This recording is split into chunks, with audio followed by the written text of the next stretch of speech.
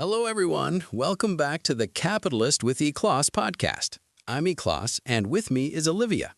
Today, we're talking about a topic that many beginners struggle with, how to start investing with just $100. Olivia, do you really think $100 is enough to start investing? Absolutely, E-Class.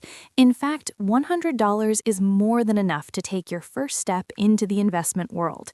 Think about it like going to the gym for the first time. You don't lift the heaviest weights on day one. You start small, build good habits, and over time, your strength grows. Investing works the same way. Even a small amount, like $100, can help you build a routine, develop financial confidence, and give your money time to grow through compounding. The key is to start now, rather than waiting for the perfect moment. Interesting. So for beginners, what are the best ways to actually put that $100 to work? Well, there are 4 beginner-friendly ways to invest $100. Let me break them down. First, fractional shares of stocks. Normally, buying shares of big companies like Apple or Tesla can cost hundreds of dollars per share, but fractional shares allow you to buy just a piece of a share. For example, if Apple stock is $500 per share, your $100 can buy 1/5 of a share. And as that stock grows, your investment grows proportionally. It's like buying pizza by the slice instead of the whole pie. Second, retirement accounts, like an IRA. Even a small initial deposit can start your long-term retirement journey.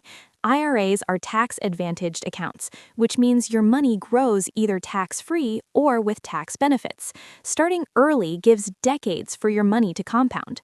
Third, money market funds. These are low-risk investments, often using short-term government securities. You won't get huge returns, but your $100 is safe and still earns interest, a great starting point for cautious investors. Fourth, exchange-traded funds, or ETFs. With ETFs, your $100 can be diversified across hundreds of companies in a single trade. That reduces risk compared to investing in a single stock. It's a very beginner-friendly way to get broad market exposure without needing large amounts of money. That's very detailed, Olivia, but I've heard people say $100 is too little to make a difference. Is that true? Not at all, E-Class. It's a common misconception. The amount isn't the most important factor. Time and consistency are. Think of it like planting a tree. You start with a small seed. Over time, with care and patience, it grows into a big tree. Similarly, even a $100 investment can grow dramatically thanks to compound interest. For example, if your $100 grows at a 10% annual return, it could double in just over 7 years.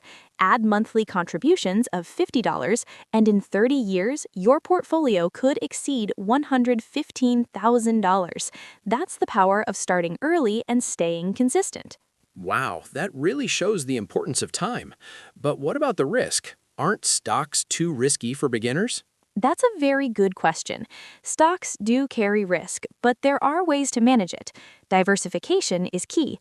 That's where ETFs shine. By investing in a basket of stocks, you're not relying on just one company's performance.